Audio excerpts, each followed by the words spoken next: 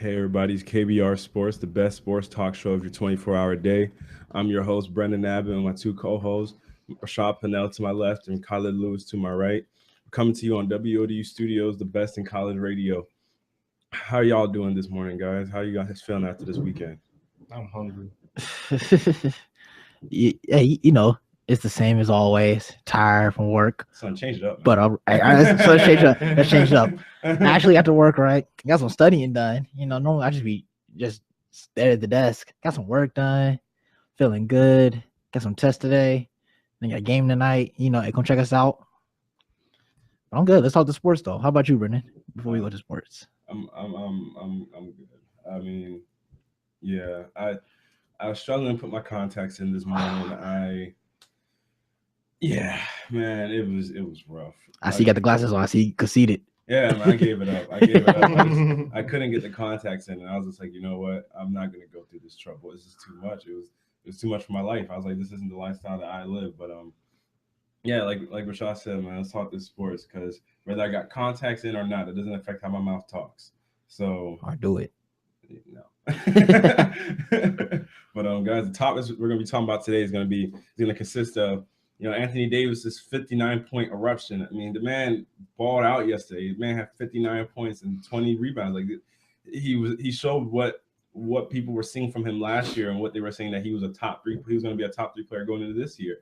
It just hasn't worked out that way for the Pelicans. So we'll get into that. Then we'll also talk about the Barry Bonds Hall of Fame bid and talking about how his standing with trying to make the Hall of Fame. We'll talk about how, does he deserve to be in? Because over the past few days, he's had, remarks about that, about how he's felt about himself being excluded from the Hall of Fame. And then we'll also get into the Thunder and the Cavaliers game, which the Cavaliers gave the Thunder the work at home. It's the first time Thunder have lost in such a big fashion in consecutive games at home. So we'll get into that. And then we'll also finally round it off with talking about Golden State losing over the weekend and then bouncing back against the Clippers. But do we see some vulnerability in the loss to the Portland Trailblazers on Friday night? Do we see some holes that maybe can be exploited in the future? We'll get into that. But for promo purposes, we're talking. Don't forget, guys, next week or this week Thursday.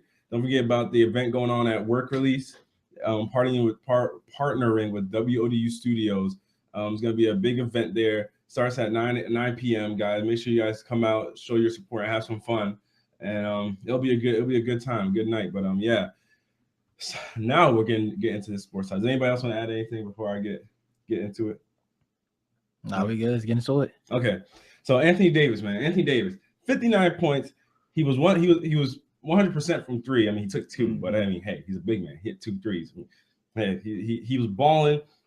He was 9 of 10 from the free throw line. The man shot 70% on the game. Hey, he was 24 of 34. It was wild. Like he had a block. He had 20 rebounds, 59 points in 43 minutes. And the last time this has been done was when Shaquille O'Neal did it back so long ago with the Lakers. So you see how rare that something like this has been done. And then, I mean, the only guy to really do it on a consistent basis really was Wilt Chamberlain. And you see the names that you just mentioned. Yeah, the name I just mentioned. So, guys, what did you guys think about Anthony Davis' 59-point game? I mean, you look at the season hasn't been the best for the Pelicans. I mean, they're 22 and 33. They've fallen off incredibly from how they were last season, because last season they finished the season with 45 wins and 37 losses, and they were in the playoffs. Right now, they're 10th in the Western Conference, and while they're only they're about 6 games back or so of Houston, who's in the 8th spot right now. The season hasn't been the best for the Pelicans. They played below their ceiling, which a lot of people had them improving this season, especially Anthony Davis. And I mean, he's averaging 24.3 points, averaging 10 rebounds. He's 7th in scoring. He's 10th in rebounding. He's one of the top player efficiency ratings. He's about 25.5, and yet the team hasn't manifested into wins. So, guys, what do you guys think about the 59-point explosion from Anthony Davis and just this season for the Pelicans in general? Rashad, what's off with you? What do you think? It won't 60 though. It's allowed. It won't 60 though. I feel you. But nah, when you watch what he scored in this game, it was remarkable. It was, for a big man, he looked like a small forward out there. And some of them shots he was taking. Yes, like some of those shots was like I'm saying, small forwards are really hitting those and stuff. Mm-hmm. And this is a 7-footer who's doing it like this, like it's nothing. But 59-20, not many people is basically I'm not gonna say a stat of his own because it's been done before, but it's not nothing we see often. It's not nothing we've seen in what was it, 30 years, 40 years?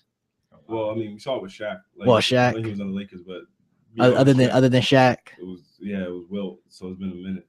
So a 59-20 game is incredible. But as we talk about the team has still been struggling. It's not been the team that we thought was going to see. Like we saw like an improving team from last year. Mm.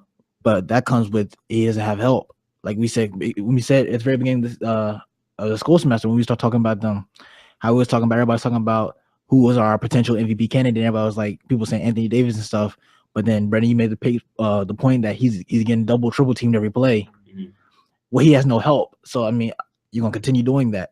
But see, the way he avoided that is by spreading the floor out, shooting a lot of jump shots, a lot of step backs, a lot of 3-pointers, a lot of 3-pointers for a big man. Mm-hmm. So when you do that, you can't get double, triple team right there. But he needs more help. But as for performance was excellent. I don't see like he right now. That's the franchise record high. It's the NBA season high, and it's his own career high. So he said 3 in one game. Yeah. So for Anthony Davis, it's a good milestone. For his team, it's still not anything because his team's still not gonna make it far, if even make it to the playoffs at all. Team's struggling. Team's always gonna be struggling the rest of the season. Team needs some help for Anthony Davis, or Anthony Davis out of there. All right, Khaled, what do you think? I think it's a good testament to Anthony Davis' skill. The fact that he's an all-around player like that he can shoot like that he can play great defense, and like he's just an overall great player. The sad thing is that he's at a team where there's like no one's really helping him carry that weight. So he, like Rashad was saying, he basically has no help. And when you have to drop 59 points, basically more than half of the points that you scored, and Drew Holiday, I think he scored 20 points or so, and there's 32 points left over to distribute throughout the whole rest of the team. It's kind of just bad. The fact that they only won by 5. Mm-hmm. Yeah. And then like Drew Holiday and Anthony Davis scored basically 70% of the points. You can't have two players doing all that by themselves. That's why I feel like Anthony Davis either needs some help or he needs to find another team to go to, because I really like to see that man prosper and like really be successful. But the fact that the Pelicans really don't have anybody around him to help him carry the team is just, it kind of hinders him. Well, see, here's the thing, because I mean he signed that long-term deal, so he's gonna be a Pelican for a good while now, unless he's traded. But the dynamic for Anthony Davis, I mean, even when he scores so many points, because it's been weird, because I don't know what is wrong with this team, sort of, because I mean Alvin Gentry came here in the offseason after the Warriors, because he was one of the Warriors' assistant coaches. And then he came and tried to implement what the Warriors did for the Pelicans. But it's been weird because it just hasn't manifested into the same. I mean, you got different quality of players, definitely. But you look at it and you see that they try to move the ball like the Warriors, but they just don't have the talent or so to do so, because they don't have the people to spread the floor. I mean, Ryan Anderson spreads the floor. Tyreke Evans doesn't exactly spread the floor. Drew Holiday kind of does, and Eric Gordon can shoot, but they're streaky shooters. That's the only problem. They're streaky shooters, so they're not able to move the ball like a Golden State can. And then also injuries has affected them as well, which is unfortunate, because you look at this Pelicans team, they have such a high ceiling. But Khaled, to a point, you said you don't think a two-player tandem can score 70% of the team's points, but Russell Westbrook and Kevin Durant we can get on that. Yeah, Russell Westbrook and Kevin Durant do it a lot. So do you think that, I mean, if Anthony Davis can continue to play at a high level, I mean, not 59 points every night level, but, maybe at a high level of, say, about 28 points, somebody else can chip in with about 28 or so, that's 56 points. Then if you do you think that he needs like another star, what do you think it is that the Pelicans need? Yeah, I think definitely. I think they might need either another star or somebody who's an efficient shooter or an efficient scorer, like nonetheless. Because 56 points, yeah, that's good and all, but then if y'all playing to like 100-point game, you're still looking for 44 points from the rest of the team. And seeing in this game, the rest of the team only put up 32 points. Yeah. So it's definitely need somebody else who can like take 15 or 20 points, for themselves. Yeah. What do you think, Rashad? What do you think that the Pelicans need that they? But I mean, because guys, think about this. This team was in the playoffs last season. Yeah, it was. But I think about it. It was that one game win into the playoffs. It wasn't But think about how much of a deep a slide they regressed at this point. They have. Like I agree with. There's been a big slide in this team. That's like they went from a playoff team to a team that's now looking like a top draft pick. Yeah, because they're gonna be in the lottery now, and you think about it, they have 22 wins on this season. Last season they finished with 45 wins. And I mean, there's only about what 20 or 30 more games left in the season. So I mean, I doubt they're gonna go 20 and something like 10 or something like that and finish with, or what I mean, like they're not gonna finish just late in the season 45 and 37 unless Anthony Davis averaged 60 a game. Hey, I mean, that's the only way. I mean that's a lot. But when you say star, do you talk about like an all-star or like a box mega star type player? I think you need an all-star. So you think you need kind of like a good solid role player type all-star. So kind of like a Paul Gasol when Kobe needed somebody type of player, or do you need somebody like another Kobe or something like? He doesn't need a Kobe. It's weird. He just needs somebody that can at least average 20, at least 20 and above every night. 22 and above every night, because that's at least that's above league average. I mean, about 10 points is about the league average. 10 15 points is about the league average. So you get somebody that can put in a good 22 points on a consistent basis. Everybody thought Eric Gordon was going to be that guy, and then Eric Gordon fizzled out because injuries and everything. But yeah, he just needs somebody that can help him put the ball in the basket, because I mean, he has Tyreek, he has Drew, he has Ryan Anderson. Ryan Anderson spaces the floor especially. You got Omer Sheik coming off the bench, and then it's like they. See, when you say them on the paper, they look like a really good team. But then these players have that killer instinct type thing that score the basket like that. That's the thing. I don't even know what player would come in. Like what player would be a good player to come in and help them, but that can make an impact right away. If he came in and help. They need a scoring point guard. You said scoring. They need a scoring point guard that can constantly run the pick and roll with Anthony Davis. That's what they need more. Instead of someone else who would just spread the floor with him, the point guard position would be a strong, solid scoring point guard would be the best position that the Pelicans could use. They wouldn't have to triple team Anthony Davis anymore. Well, I mean, that depends, because it depends what kind of guard you get. You know what I'm saying? You got because you got a Rondo who can score up close, and who can run the pick and roll and great assist game from there.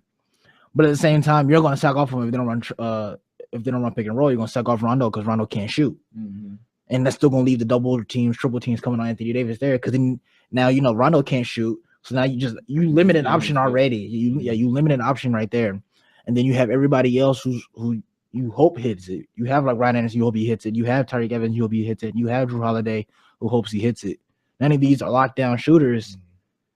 But if you bring in Rondo's a good attacking guard, but you still get double triple team with that. That's kind of how I feel about it. But I feel like they do you need someone that can put the hole in the basket, that can attack the basket and can shoot. Yeah, that's when you need efficient. So you think Rondo's the answer? I think Rondo? No, I don't think Rondo's the answer. They need a guard who can score kind of like Rondo can inside on a pick and roll play. But they also need it. Which you're not gonna find that many of those. That's not perimeter superstars in the league already. But the only problem is Rondo doesn't average over more than 11 points a game. But if you think about back when he played, he declined big time. But if you think about when he with the Boston Celtics, when you actually But that Boston crew was nice though. They were nice. I mean, you had to watch it for everybody. But that pick and roll, him and Kevin Garnett, even though it wasn't often, was dangerous. Because the thing that made that Boston team leak though is that once if you run a pick and roll with KG or Kendrick Perkins, whoever else, even if you run up with Kendrick Perkins, you got to watch out for all three of them. Kevin Garnett can shoot the mid-range jumper. Paul Pierce can shoot the 3 mid-range jumper. Ray Allen can shoot from anywhere. So there's this spacing all around the court. Whereas the Pelicans don't have that kind of space. I mean, apart from Anthony Davis himself who can shoot, Ryan Anderson could shoot. Drew Holiday streaky, Tyreek Evans is streaky, and Eric Gordon is probably the best shooter of the three, maybe. But he's declined too. Yeah, you know what I mean? He's streaky too. So it's like, what's the answer for them? Like, I can't even think of a point guard off the top of my head that can come in and give you 20. That's why I said the only one I can think of right now is probably Reggie Jackson, but Reggie Jackson is like stuck in Detroit. Yeah, he is. Yeah, he's locked up in Detroit. It's so hard because do y'all think they need a floor general? Because I mean, there have been teams that I've seen. I mean, like the old day Lakers, they won with Kobe and Pau Gasol, and they just needed because Derek Fisher didn't have to do much stuff for be able to shoot. So all you needed was a guy that could put the ball in the basket like a Kobe, and a Pau Gasol that could run the pick and roll effectively and was a great passer, just like Anthony Davis can be. So if we bring in that Kobe type player, the shooting guard, small forward type player, do you trust Drew Holiday and Tyreek Evans to continue like ball heavy to point guard position? Well, because I think that doesn't help them. I think that would levy up. That would free up how much they have the ball, because I think they'd become it. Cause I don't think those guys are even true point guards. They're not true point guards. They're more sort of scoring guards. That's why they can't score. Yeah, well, hey man, let's not fake on Drew Holiday. My man, Drew Holiday, he's decent. He just dropped. I mean, he just dropped 20. My man was a former six man of the year. You know, that means you're the best player there is. That means he's on the bench. Yeah, he put him in a starting role, and he's like, "Oh no, I ain't playing bench players no more." Enough to be in the starting role. I'm just saying, man, he's the best bench player there was of the season. Yeah, you're right. And there's other guys like Jamal Crawford, J.R. Smith, that's true. James Harden. I think at the year he won it, that was coming off the bench too. So he did his thing, but it's something that we just can't answer, I guess, because I can't. The only other guy that I can't even think that will be out of his contract relatively soon is Joe Johnson. You don't want him. Yeah, and he's just so much money, man. Or he was. He won't be worth that much money anymore. But he's getting up there in age. So this is what the Pelicans is. They're a incomplete team. Like you have a team that what do you really need help with? But at the time you're like, we need help everywhere. You see what I'm saying? It's like you got to bring in you got to remodel this whole team, or you just got to tough it out, kind of like. This man said, just change up the whole regime. Like, because there's basically a complete, they're a complete team that just can't win games. So what's going to fix it? Like we said, we can't even name players right now that's going to fix that team. Because you have the players in the spot, but like, are they good enough for that spot? Because you don't have enough money to replace everybody. You don't. Yeah, they're not good enough, or they're taking. So it's like you don't have the money. They're like one of those teams that constantly finish right in the middle, you know, to get the bad draft picks. Yeah. That's kind of what they are. They're that team, but not in draft picks. That's how their team looks like. I think they're like kind of stuck with who they got. Something like that, yeah.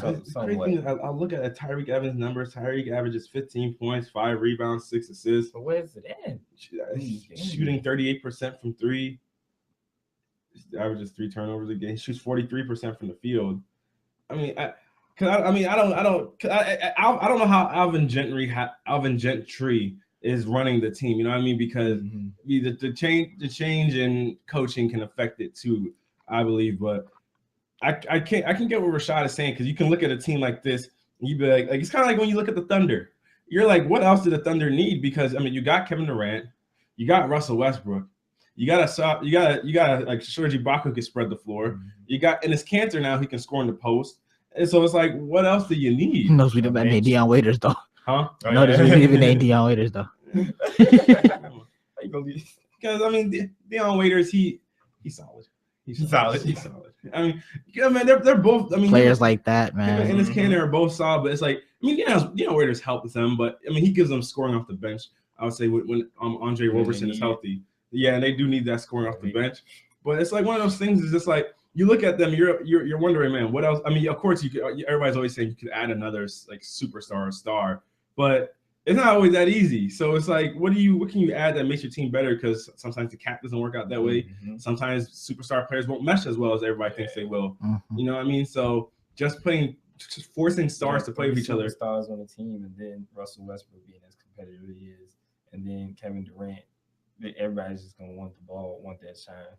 Like even, I'm gonna get to the game, the Cleveland Cavaliers and the Oklahoma City game. Oh, okay, but yeah, like you see a team like that, and you're like, man, how do you? because I'm even looking at all they have the Pelicans have guys. Drew Holiday averages 15. Tyreek Evans averaged 15. Eric Gordon averages 14. You see all these guys average about 15, 14 points, and that's solid. But now you need one more guy that can put up 20. It's one more guy to put up 20. Because think about it. Every team that's at least in the championship contention has a guy that either averages near 30 and then has a second guy that averages near 20. Or they have multiple guys after that 30-point guy that average around the 20-point area. Or they play excellent defense. Like Golden State, Steph averages near 30. Then you have Clay who averages about 20. And then after that, Draymond Green averages about like 14 points.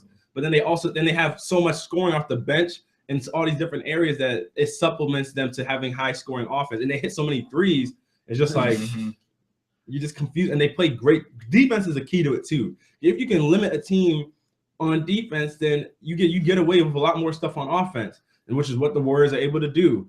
The Spurs, Kawhi Leonard is the only guy that is scoring in the 20s for the most part. LaMarcus Aldridge is practically almost at 20. So you look at that situation, they're the number one defensive team. Cleveland, LeBron's averaging 25. Kyrie Irving, Kevin Love is averaging about 16 and 10. Kyrie Irving is averaging about 18 points. So you look at that situation, you're just like, well, these guys, all these teams have another guy that is about at 20 points that can give you 20 to 30 points on the night. Only reason why Kyrie Irving's averages are even near 20 points or even lower, below 20s, because of the fact that he was hurt at the beginning of the season. His averages were lower because of him being hurt in those first few games where he was rusty.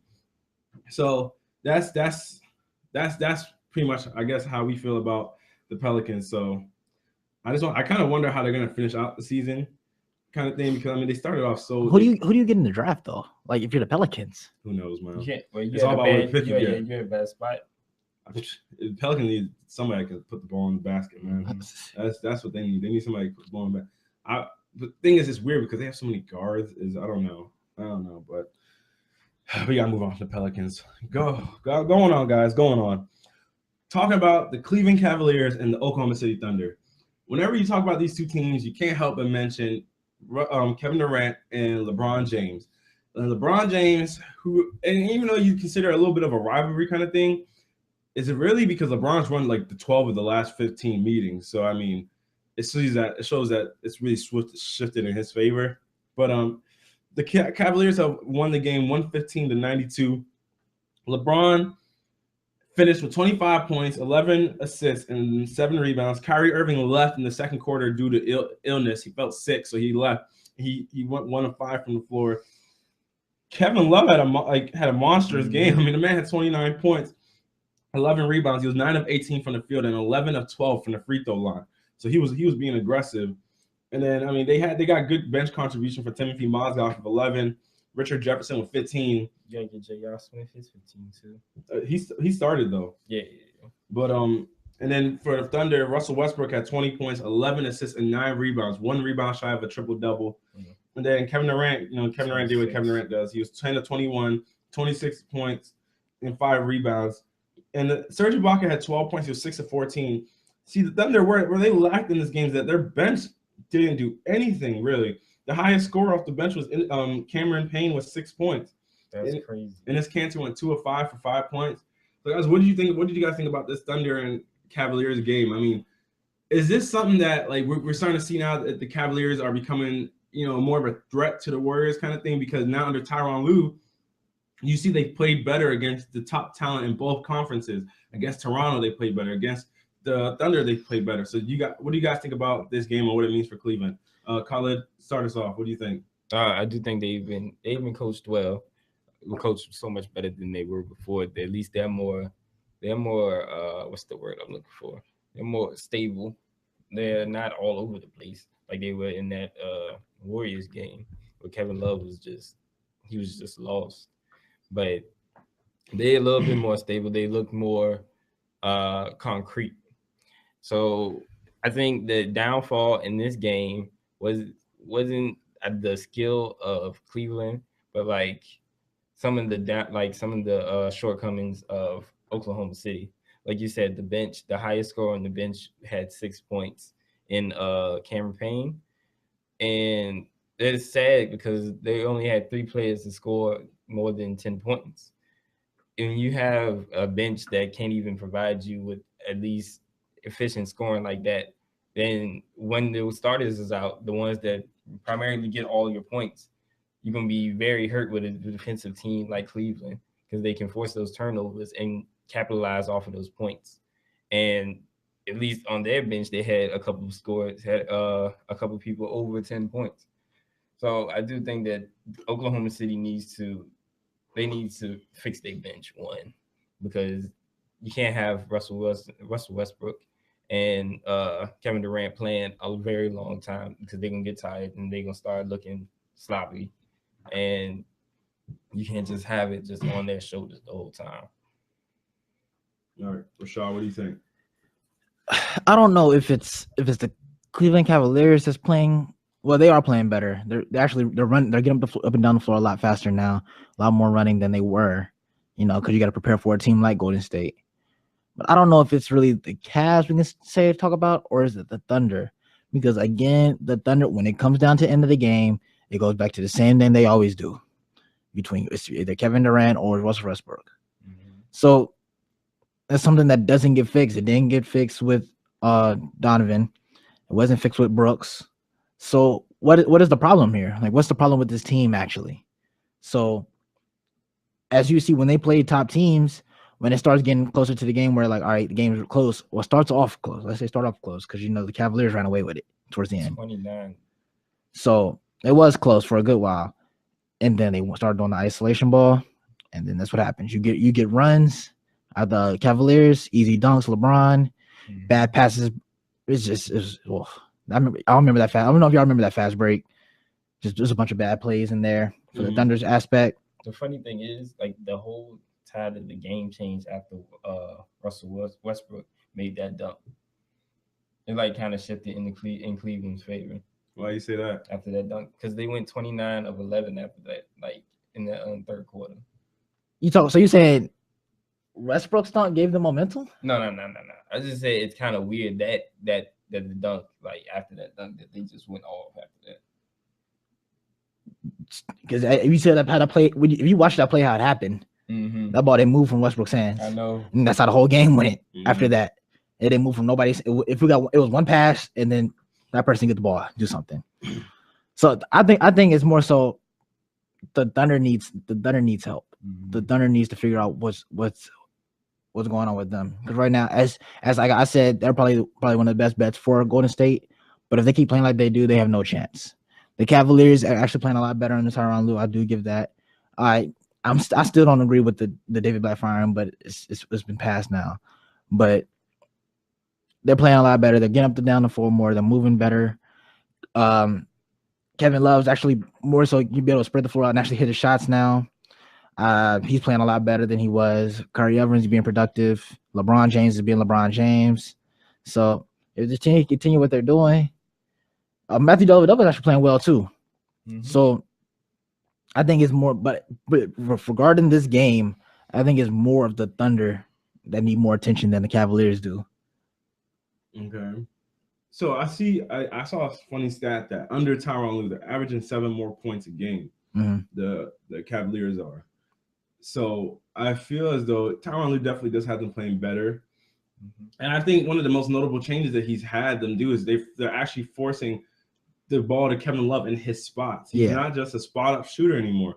He's getting, like, they couldn't – yesterday, OKC couldn't guard him. They kept switching the pick and rolls, and they kept switching Kevin Durant onto him. And Kevin Durant is too small to guard Kevin Love. And it's not a thing about height. He's just not bulky enough. So Kevin Love can legit back him under the basket and then just throw a layup up or get fouled.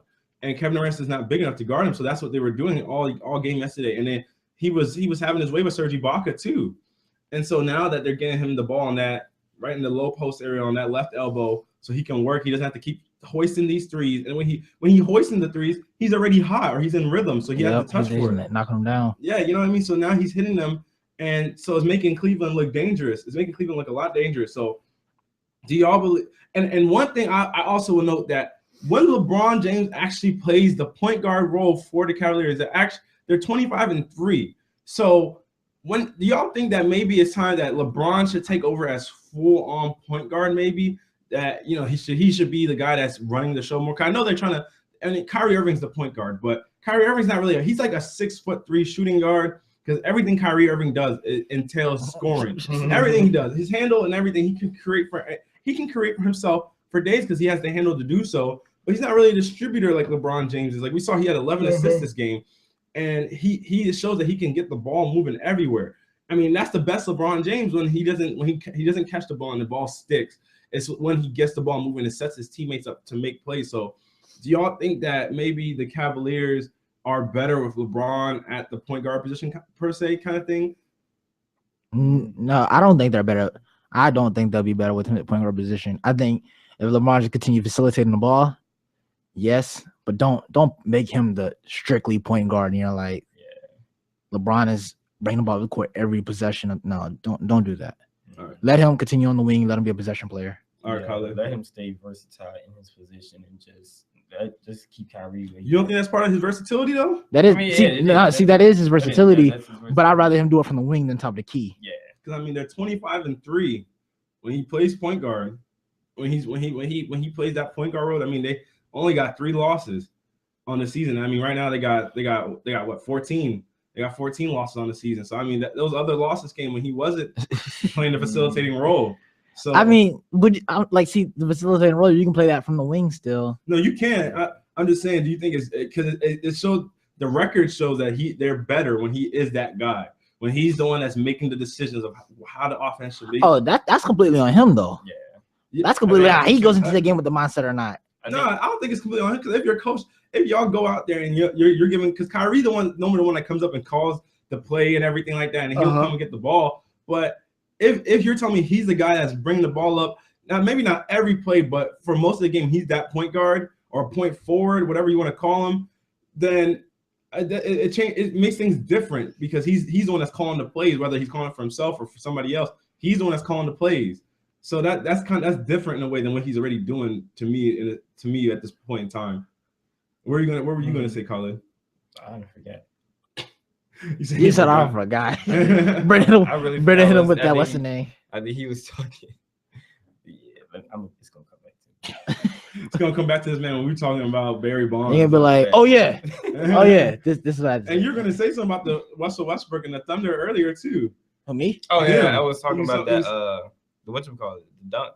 It was like no. It was his explosiveness I was trying to go at because like Rashad was saying, like the ball didn't leave his hands after that point, and the fact that they have to rely on Russell Westbrook Russell Westbrook and Kevin Durant late game for just scoring and stuff is very sad.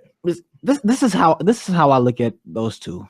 This is how I'm actually looking at Durant more because we already knew Westbrook basically had that like Jordan and Kobe type killer instinct mindset thing. You want to put the game in his hands type thing. I'm actually seeing Durant do it a lot more now. I'm seeing Durant he's shooting a lot of reckless shots, but he's starting to get that mindset where this is my team. I need to make sure I can close this game out. But it's hurting the team. Both of them know it's hurting the team. You kind of get what I'm saying? That's another thing I was gonna mention. Yeah, you said you were gonna talk about something in the last topic, and something about stars, and you never even. Yeah, I was about to say it. If you put another star right there, it's gonna take away from Russell Westbrook and Kevin Durant's like their determination to be the top scorer. I guess. No, that's you're never one. Westbrook is the best player on his team in his eyes. Of course, he's like who's Durant. That's Westbrook's eyes. Okay, but having another star, it depends on the star. You're not, but you can't make someone not efficient no more. You can't make Kevin Durant not efficient. Kevin Durant's still gonna shoot his 15 to 17 shots a game and still be efficient. I'm not gonna say they're not gonna be efficient, but maybe they're gonna be trying. When they get the ball, they're gonna throw it up. Sooner than just passing it or something like that. Wait, why would they do that if they have another starter there? Or would they just because lower their possessions per because the competitiveness. So are you saying that with another star, they'd be looking to get their shot when they touch the ball more, kind of thing? Like when they catch the ball because they realize, okay, I haven't got my touches yet. They're gonna start shooting the ball maybe more. So. Is that what you're saying? Yeah, maybe so. No, you don't think so? I don't see it. It depends on which star it is, though. Let's hypothetically speaking, if Anthony Davis went to that team and Enes Kanter was gone, They wouldn't be getting their touches. They'll be getting by Anthony Davis. Anthony Davis gets double teamed. You have 2 shooters on the wings now.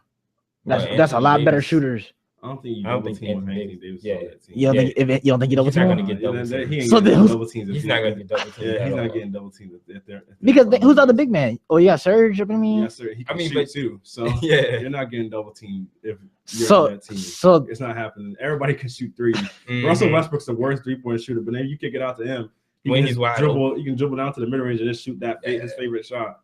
So, I mean, if Anthony Davis on that team, I mean, I don't know. I think their dynamic is set up just for them. It's for them too. You know what I mean? But we saw how the dynamic was when James Harden was there, and I mean, it worked. It took him to the finals, and James Harden isn't as good as he is now back then.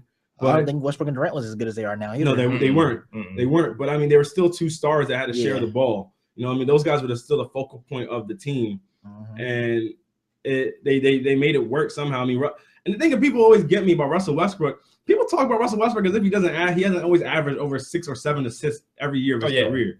You know what I mean? Everybody talks about him like, I think I can't. How many assists did he get? Yeah, I think 11. Yeah, 11 assists. I think I was debating with somebody about this over the weekend. Somebody told me Russell Westbrook is one of the most selfish players of the game, and they said because it's all. And that's the thing. This hasn't even been. I haven't seen any video of it. It hasn't been proven. It's just a little rumor that came out that Russell Westbrook went and checked his stats at the stat thing and told them to give him a rebound so he can get a triple double.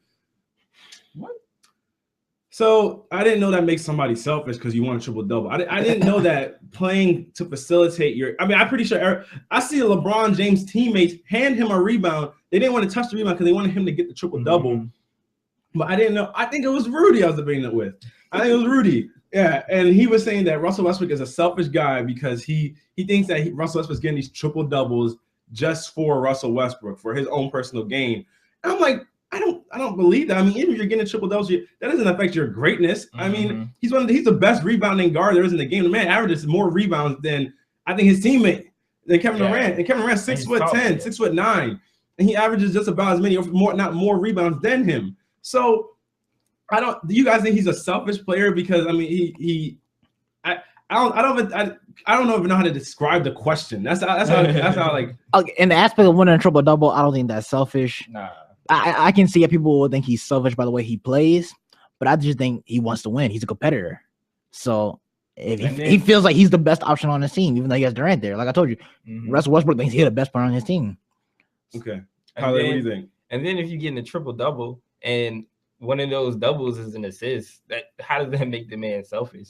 And that's the thing I don't get. So why do you think people see it as him? Do you think it's because Kevin Durant is there that people see that selfish? If Kevin, like, think about it. Think about it last year when Kevin Durant went out and Westbrook went on that tear. Loved him. Everybody, Westbrook. Oh my goodness.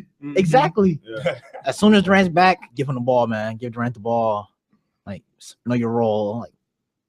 But just shut them in. Like I don't get it. I don't think Russell Westbrook's a. I mean, I think if people are going to cite that one situation as his selfish moment because he wanted to make sure he got a triple double recorded. If I got another rebound that could have gave me a triple double, I want to get that rebound. Yeah, I want the rebound too. What do you mean? And the thing is, there's not any footage on this incident. People were rumoring that's what happened, but it was never. Factually, stated that that's what he actually did and what he actually did do. And even if it was what he did, LeBron James has done it. Michael Jordan has done it. And I never heard them two get called selfish. LeBron James has been called the most unselfish player for years. Everybody always talks about how LeBron James is the guy that everybody wants to play with because he gets everybody the ball and everything. Last time I checked, Russell Westbrook averages 10 assists this season. This is the last time I checked. He's second in assists. You know what I mean? And he's up there. The only guy that leads him is Rajon Rondo, and he's tied with John Wall. So the last time and he might actually be above John Wall now since he got 11 this past game, and John Wall had 8 against Miami the other night. So that could actually propel him to actually being above John Wall. The anger in your voice, man. No, man, because I hate when a player, because it's the same thing they did to Kobe. I mean, granted, Kobe was a different situation because Kobe was hosting the shots. I'm not going to say Kobe was hosting them, but people got to realize you got to look at situations when Smush Parker and Kwame Brown and Matthews, Slava Badenko are your next best players. Yeah, that's his actual name. And Luke Walton and Lamar Odom are your next best players. You gotta take it yourself. You're gonna shoot a lot of shots. Lamar was aight. Lamar was aight. Those other names you named, though. Lamar Odom was a good player, but the key word is Lamar Odom can't be your second best player. He can't be your second best player. So when those other guys when Kobe's getting double and triple team, and he looks to his right and he sees Smush Parker over there, and looks to his left and sees Luke Walton over there, and he looks in the post and he sees Kwame Brown. And this is a funny story about Kobe. So I remember a story somebody told me about Kobe that one time in a game, Kobe was running a pick and roll with Kwame Brown. They trapped him, and he passed the ball and it hit Kwame Brown in the face. And Kwame just let it hit him. And he said, "Bro, why'd you pass me the ball?" And Kobe was like, "What?" And he said, "Why did you pass me the ball?" He's like, "I don't want the ball." Kobe's like, "You're open." And he's like, "No, I don't want it. I don't want the basketball." And Kobe, I can't use the word Kobe said, but to make it colorful. You already know what Kobe said. Yeah, he said, "What kind of, is this?" He was blown. That's I'll be mad. I can't even fathom if somebody was wide open and told me I don't want it. I would just look at you and imagine being as competitive as Kobe Bryant is, and he's just like, you're wide open under the basket, and you're telling me you don't want the basketball. It just doesn't add up, man. It just doesn't add up. It doesn't make any sense. But you basketball? You know what I'm saying? And that's what Kobe is forced to play with. Now, Russell plays with a higher level of talent than that. But I feel like everybody's so quick to deem somebody selfish or so when just because either that person might lead a team in shots. Now, Russell Westbrook shouldn't lead the Thunder in shots. I can agree with that. He shouldn't lead the Thunder in shot attempts because Kevin Durant's the better offensive option. He's a better scorer than Russell Westbrook. He's more efficient in everything. But as an overall player, we can make the debate about who's better. Russell Westbrook's a better defender.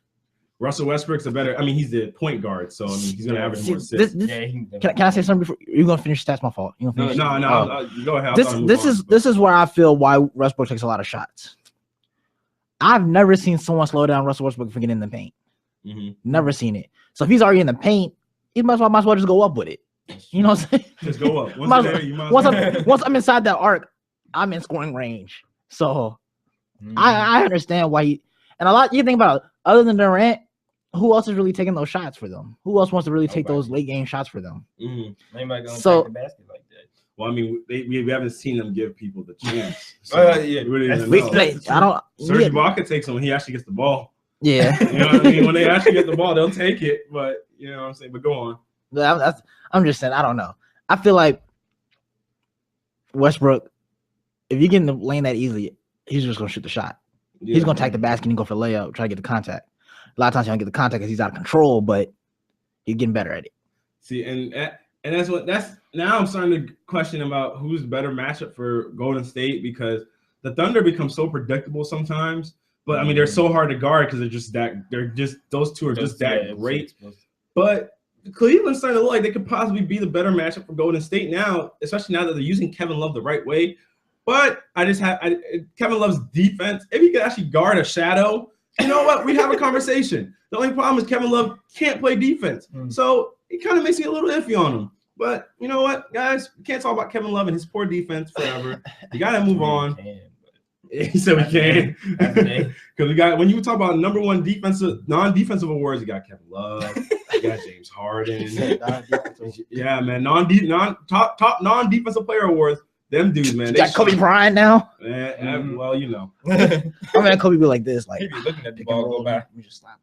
No, sometimes he play tight defense. Man, the whole sometimes he play. Yeah, the whole Lakers team. You can look at them and just make a montage of no defense. Like I saw a Kobe. Kobe took a bad shot, but it was a 3-point shot. And legit, I saw what's the dude's name? I can't. It was one of the Bulls players. I can't remember since he's a small forward, but Cook. He ran right past. D'Angelo Russell was like this. And then chased after him. I was like, D'Angelo Russell, you're supposed to leak out the minute the shot goes up, so the transition can't happen. And then he just runs past D'Angelo Russell and gets the layup. I was like, oh, okay. Oh yeah. Lakers. But yeah, guys, going on to the next topic. 2.98 batting average. Here's another hit. 762 home runs, 2,935 hits, 1,996 RBI, 514 stolen bases. Played for the Pittsburgh Pirates, San Francisco Giants, and now is currently the Marlins hitting coach. Guys, who am I talking about? Here's another The hit, great- Barry Bonds. Yeah, that man Barry Bonds, who recently, not a surprise, my man's been slided from the Hall of Fame continual amount of times. 4 times he's been passed up for the Hall of Fame nod, and now at this point, people are starting to wonder what is up with this Hall of Fame process. And Barry spoke on that very process when he said, "I don't really have an opinion about it." Bonds said to the reporters, "I know that I'm a Hall of Famer. I don't really need to go into that. I leave that to you guys to make that determination. That's not my fraternity. But in my fraternity in Major League Baseball, there's not one player that can sit there and say that I'm not one. There's not a coach that's ever coached me that says I'm not one. Until you guys decide to make that final decision, then that final decision will be made on your terms. But in my heart and soul, and God knows I'm a Hall of Famer." So we pretty much all know that Barry Bonds has been left out of the Hall of Fame, Hall of Fame race because of this whole PED issue, the whole drama with that. So we all know that's the main reason why Barry Bonds has been left out of the Hall of Fame. Yeah, practically the only reason, because the numbers. I mean, his numbers though, right? He's better than the #1 pick for the Hall of Fame, which is Ken Griffey. Yeah, you know what I mean. Like Barry Bonds is a 14-time All-Star, 7-time NL MVP, 8-time Golden Glove winner, 12 times Silver Slugger Award winner, Hank Aaron Award winner 3 times, batting champion twice, 2-time home run leader, and he was an RBI leader in 1993, and he has a home run derby champion also. He like on 11 All-Stars team or something. He was a 14-time All-Star. What team? And I mean, his records: 73 home runs in one season. He has 2,558 career walks. 688 of them were intentional. This man would have eclipsed 3,000 hits. This thing about that. He has 2,935, which ranks 32nd all time. And 668 walks were intentional walks of his to keep him from getting hits. Like, that's just crazy. That's honestly crazy. Yeah. And yet he's left out of the Hall. You know what I mean? He's left out of the Hall of Fame because of steroid talk. But there's multiple guys in the Hall of Fame that we can go to that used illegal bats, that that were. Everyone talk about character. Also, guys that spat on umpires, that kicked on umpires, that went up into the stands and did stuff to the fans.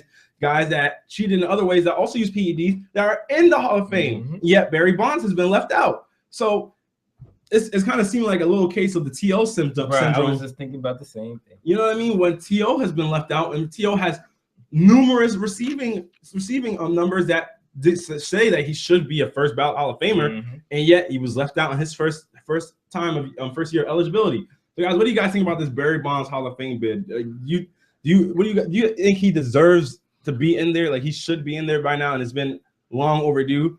Rashad, what's up with you? What do you think? The era he played in kills him. That's when they were trying to stick down hard on PEDs and steroids. It got him right where they wanted him. He was the model athlete for what you don't want to do. Him and Mark McGwire, which also isn't in the Hall of Fame, both PED steroid users, both great home run hitters. Wasn't Sammy suspected of it? Sammy Sosa, yeah. Sammy Sosa said of it too. All 3 of those are great home run hitters, great hitters, and they validate that their hitting is because of the PED steroid. But if you think about it, like, PEDs aren't making you like Popeye. You ain't popping no spinach and like. But the crazy like thing this. is, he had numbers. He had great numbers before the PED accusations. That's the crazy thing. But yeah, I'm sorry. I just wanted to. Yeah, so they make it like Popeyes, and you're just gonna like gain like insurpassable amount of strength or something, where it's gonna. I guess what people the slight with the PEDs is that it helps you maintain your greatness. For that long. Yeah, for such a long period of time. They don't want to see you be great that long. Yeah, where other players deteriorate under normal circumstances, PEDs will keep you looking like you're 28 years old when you're really supposed to be starting to play like you're 35. But yeah. But I mean, so even if you look back when he was at 28, the number he put up then were still insane. Yeah. So I don't really know what to say about. I mean, I feel like they're gonna continue to slide them out. Him, Mark McGwire, they're gonna continue to slide them out because of they want to make a point like they do not take like substance abuse and like PEDs, steroids. Like they stick down on that. That means everything. Like, yo, we're not gonna have our players doing that. That's why I feel like, especially even when A-Rod gets eligible, he's gonna have the same thing as well. Mm-hmm. So it's I don't know when Barry Bonds will get in. I honestly think it'll probably take like, I don't even know, a couple. I think it's gonna take like petitions and stuff like that to get him in. And like based it on TO, you don't even know how long TO's gonna be in, because the people who's picking it is I also think it's more so than just stats. It's about kind of like a popularity thing about the people who's voting. If the people who's voting don't like you, you're not gonna make it. People who's voting didn't like TO, even though TO is the first ballot Hall of Famer, didn't make it. People who voted for the MLB Hall of Fame didn't like Barry Bonds, even though he was the first ballot Hall of Famer, didn't make it. It also comes down to people. You have to change those people's mind to show why you gotta not exclude the other stuff, but how great you actually were as a player. Yeah, I think they overlooking that. All right, Colin, what do you think? Continuing with what I was saying, I think they just overlooked some of the skill that these players have. I know that the PED thing, like you said, it doesn't give you Popeye strength and like the best baseball player skill and stuff like that. It's just weird, because this man should be in the Hall of Fame because of how good he is. And like, I think it is definitely a popularity contest. Whoever looks the cleanest during his time in the MLB or in NFL, I think they definitely they get it over the people who actually do deserve it with their talents. So I don't see him getting in there for a minute either. Yeah, man, it doesn't make. Cause I feel like after a while, people are going to start questioning the whole process of the Hall of Fame, especially with what happened to T.O. I think at this point now, people are coming with T.O.'s thing. I think T.O.'s left out again next year is going to get really brought into scrutiny how the Hall of Fame process goes. Because T.O. wasn't. He didn't, he never used any. Yeah, he didn't use PEDs or anything. It's just a character thing with T.O. But every team T.O. went on, the Cowboys didn't go to the playoffs for years until T.O. got there. Then after T.O. left, it took them years to get to the playoffs again. The Eagles went to the Super Bowl with T.O. Haven't been since. You know what I mean? Yeah. The Bengals, they played great in the season T.O. was there. He played great in the season that he was there. The 49ers played great when T.O. was there. Teams played better when T.O. was there, but all this stuff that's made up of the locker room nonsense that's going on is put over his individual impact on each of those teams. Now, granted, yes, character and stuff factors into it, but it's not like T.O. went to jail or anything. You know what I mean? You got guys in the NFL and MLB Hall of Fame that went to jail, guys that committed crimes. T.O. didn't commit a crime. Barry Bonds, now that's a different story. He was what do they call it? Perjury in court or whatever. But he was cleared of that when the court case was brought against Balco for all the PED allegations and stuff like that. So that when that all went down, you got different guys that have different issues in the Hall of Fame. Nobody in these Hall of Fames is all perfect. They're not all these character squeaky clean guys that that everybody likes for them to be. But then you have all these Hall of Fame players. Have the people. If I took children there today that are huge baseball fans, some of these kids probably wouldn't even know who some of these Hall of Famers are, because some of these guys getting in the Hall of Fame have no business being in there, at least for baseball. You know what I mean? Like you look at some of these guys in there, and you're just sitting there. You're like, well, they don't compare to how the impact Barry Bonds had, in at least in hitting the baseball. And I don't want to just categorize Barry Bonds as as a hitter. I mean, he was great, but when you talk about hitting and stuff, because there's two different eras of baseball, just like there's two different eras of the NFL and the NBA and stuff, where baseball had the integration of the African American players. So some of the players that are in the Hall of Fame that are characterized as the best hitters and stuff like that were in that integration where they brought in the black players. So you think about stuff like that, and you're just like, well, Barry Bonds has done it with the integration and all these new players and all the mixture and blend of players, and he was still one of the best hitters. And people had to intentionally walk this guy all the time just so he wouldn't get home runs on their teams. Like the numbers speak for itself. I mean, anybody wants to look at Barry Bonds' career, go each year, go look at his career. I mean, you can argue whatever. PDs, whatever. 71 home runs in one season. Yeah, you know what I'm saying? Like it's no joke. Like he has numbers. PDs are not. It's still a skill to hit a baseball. It's not easy to do. And I mean, he was able to. he was able to do it. I mean, the man holds 73 home runs in one season as a record. That's unreal. You know what I'm saying? So the Hall of Fame process, I just don't even know. I mean, I would like to be in a room one day when they're doing the Hall of Fame bidding and stuff, like talking about who needs to be in there or not, so I can see how the criteria is broke. Because nobody can tell me that you're looking on the list and you go down these stats and they're like, oh, well, so-and-so shouldn't get in because, I mean, you just think. I feel like Brendan would be in that room be like, oh, come on. maybe so, bro. But we gotta go on to the next topic, the final topic, actually, talking about the Golden State Warriors and the weekend they had. It was kind of a roller coaster weekend, up and down. You know, you go from losing the worst game you've lost all season to giving up 51 points to one guy to then coming back and almost losing the game against the Clippers, which you had pretty much secured. Everybody thought was secure with the 16-point lead, about 2 minutes left to go in the game. And then you just barely get out of there for win. So, guys, has Golden State looked vulnerable over this past weekend coming out of the All-Star break? You guys think there's a possible chip in the armor that people can exploit a little bit? Khaled, we'll start with you. What do you think? I don't know. It's just after this break, they seem more relaxed, I guess. They're not as aggressive, I guess, on getting like that record. They just been, they've been just chilling. And they lost to, who was it? Portland. 105-37. Portland. 137. And they almost lost to the Clippers if they didn't make that, since they didn't make the buzzer beater. So, and they looking kind of shaky. And we said this, I think it was the last show or the show before last, that they're gonna lose to teams that they're gonna lose at times that's just unexpected, and then even completely blow out other teams. But now it's just looking like the Warriors aren't trying as hard, or because like the Clippers, the team overall is not as good as the Warriors. So it was obvious that the Warriors would definitely have that matchup, totally over the Clippers. But then when you only winning by 3 points, it's looking kind of questionable.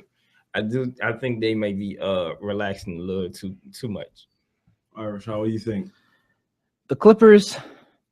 This is every time I walk into your room, Brittany, watching the Clippers game, and I've always hear you cheering for the Clippers because you always want a good game. You always get that with the Clippers, like you say. You always get a close game with the Clippers or something coming down to the wire, either the pull away or what. Yeah. Now, coming out of the All-Star game, I think that had something to do with them losing like that to Portland. They were still like you said in relaxed mode from the All-Star weekend, because there should be no reason. Well, you can't take away what Damian Lillard did. Damian Lillard just cooked. 51. He cooked. But for the whole team to get dubbed like that, and honestly, when you look at it, it wasn't. It was their defense. Their defense was slacking, but they also didn't get as much help from the other players as they normally do. So, as you see when they played the next game with the Clippers, they kind of straightened up a little bit. The bench came in and kind of almost choked the game away. Wilcox took an awful shot to end the game. It was a terrible shot. So if who knows if there was a better shot taken, how the game would have ended. Yeah. But like Brendan says, the Clippers games are always close. So you can expect that when you see them play. As for this loss early, it kind of slows the momentum down a little bit for the Warriors. That loss, because it's a loss you don't expect too early, and you get it as soon as the second half of the season starts. So, as in vulnerability, I still don't see vulnerability, because I mean they fix whatever is broken for that team. It's a quick fix, and they get back on track. So I don't know. You just constantly see a bunch of mishaps from the Warriors at times, and that's all it is. See, that's the weird thing, because I mean, I look at the game, their stats from the Trailblazers game. I guess the one thing you could say that you can beat the Warriors through is turnovers, and they had 20 turnovers against the Portland Trailblazers, and when you look, and they shot 35% from three. So you look at it, and goodness gracious, like I look at their stats, and Portland shot 53% from the field, shot 56% from three. Warriors shot 39%. Yeah, and they got out rebounded by Portland. So you look at those things, and you sit there and think like, man, maybe it was just a bad game against Portland. But then I mean, Damian Lillard goes 9 of 13 from three, and he only missed 4 threes. Season career high for him. I think it's it might be a career high. You talking about 3-point makes? Yeah, 3-point makes for Damian I Lillard. think it might be a career high. Yeah, I think his highest was 7, but before this point, Yeah. I think because when he had a 50-point game last year, actually, I think it might have been 7, but yeah, and he goes 18 of 28 from the field. Like that's just it's crazy. You know what I mean? Steph showed up 31 points. I mean, he's 12 of 23 from the field, but I mean he showed up and he did what he could do, and they lost. But I mean, then you turn around and look at the win when they beat the Clippers. Steph didn't have a very impressive game against them. I mean, he had 23 points against the Clippers. He was 5 of 15, and which is very uncharacteristic, like from Steph Curry. I mean, even though Klay Thompson came out and had 11 of 22 for 32 points, but against the Clippers, you saw that they cut down the turnovers a lot. They cut it down to 14 turnovers, but they had 32 fast break points against the Clippers, which is what helped them get that lead against the Clippers initially. But then they, like Rashad said, the bench choked it away. And I don't know. I feel like the Warriors.